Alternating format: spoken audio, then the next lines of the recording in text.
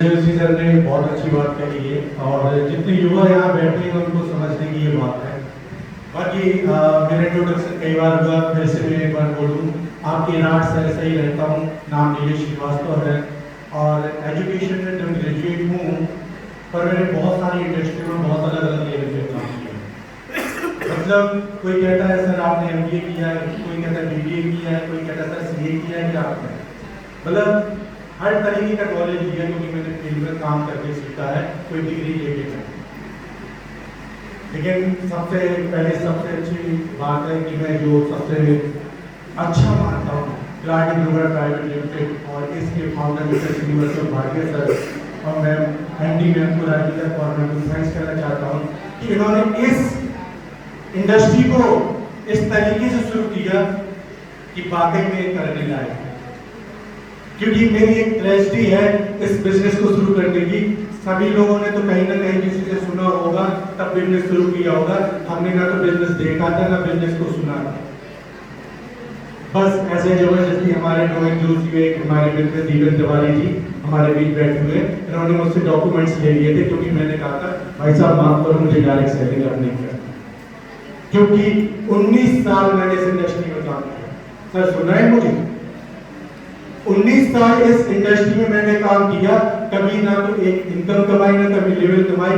उसका रिजल्ट ये है कि आज भी 43,000 हफ्ते कमाने के बावजूद भी मेरे मम्मी पापा मुझ पे अभी भी विश्वास नहीं करते हैं कि तू सही काम करता है। बदलने के बावजूद भी विश्वास उन्हें नहीं हो रहा है, क्योंकि उन्हें पता है कि पता नहीं क्या कर रहा है।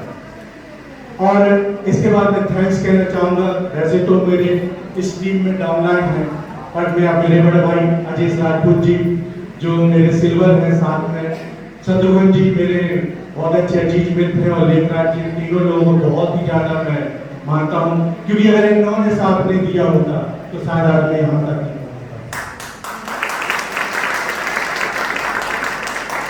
कहना मैं सिर्फ एक चीज चाहता हूँ, बोलने को तो बहुत कुछ है, लेकिन कहना सिर्फ एक चीज चाहता हूँ कि ये बिजनेस वो चीज है कि कब कौन आपकी उंगली पकड़ ले और आपको उस मुकाम तक पहुंचा दे जिस मुकाम की तस्वीर सिर्फ सपनों में आती।